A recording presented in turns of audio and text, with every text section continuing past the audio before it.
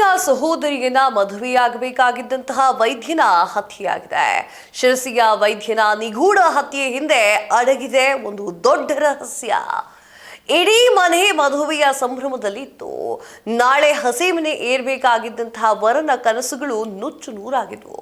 ಆದರೆ ವಿಧಿಯ ಆಟವೇ ಒಂಥರ ಬೇರೆ ಅಲ್ವಾ.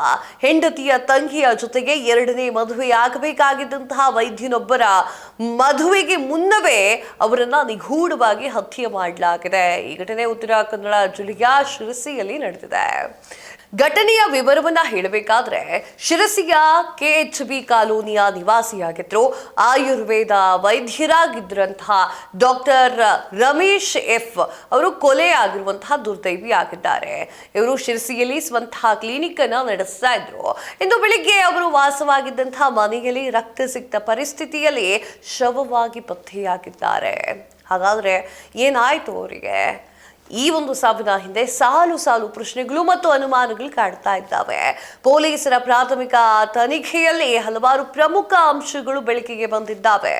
ಪತ್ನಿಯ ಸಾವು, ಹೌದು ವೀಕ್ಷಕರೇ, ಕಳೆದ 6 ತಿಂಗಳ ಹಿಂದಷ್ಟೇ ರಮೇಶ್ ಅವರು ಮೊದಲ ಪತ್ನಿ ಸಾವನ್ನಪ್ಪಿದ್ರು. ಎರಡನೇ ಮದುವೆಯ ಸಿದ್ಧತೆ, ಹೌದು ವೀಕ್ಷಕರೇ, ಮೊದಲ ಪತ್ನಿಯ ಅಗಲಿವಿಕೆ ನಂತರ ಕುಟುಂಬಸ್ಥರು ಒಪ್ಕೊಂಡಿದ್ರು. ಒಪ್ಪಿಗೆಯ ಮೇರೆಗೆ ಪತ್ನಿಯ ತಂಗಿಯನ್ನ, ಅಂದ್ರೆ ಮೈಥುನಿ ಇರ್ತಾಳಲ್ವಾ, ಅವಳನ್ನ ಮದುವೆಯಾಗ್ಲಿಕ್ಕೆ ರಮೇಶ್ ಅವರು ನಿರ್ಧಾರವನ್ನು ಮಾಡಿದ್ರು. ನಾಳೆ ದಿನಾಂಕ ಕೂಡ ನಿಗದಿಯಾಗಿತ್ತು. ನಾಳೆ ಶಿರಸಿಯ ದೇವಸ್ಥಾನವೊಂದರಲ್ಲಿ ಸರಳವಾಗಿ ಮದುವೆ ಮಾಡಬೇಕು ಅಂತ ಹೇಳಿ ಅಂದ್ಕೊಂಡಿದ್ರು.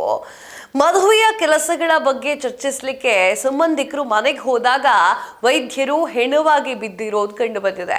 ಕೂಡಲೇ ಅವರು ಪೊಲೀಸರಿಗೆ ಮಾಹಿತಿಯನ್ನ ನೀಡ್ತಾರೆ. ಸ್ಥಳಕ್ಕೆ ಭೇಟಿಯನ್ನ ನೀಡಿದಂತಹ ಪೊಲೀಸರು ಪರಿಶೀಲನೆಯನ್ನ ನಡೆಸ್ತಾ ಇರ್ತಾರೆ. ಇದೊಂದು ಪಕ್ಕಾ ಪ್ಲಾನ್ ಮಾಡಿ ಹತ್ಯೆ ಮಾಡಲಾಗಿದೆ ಅನ್ನುವಂತಹ ಸಂದೇಹ ಬಂದಿದೆ.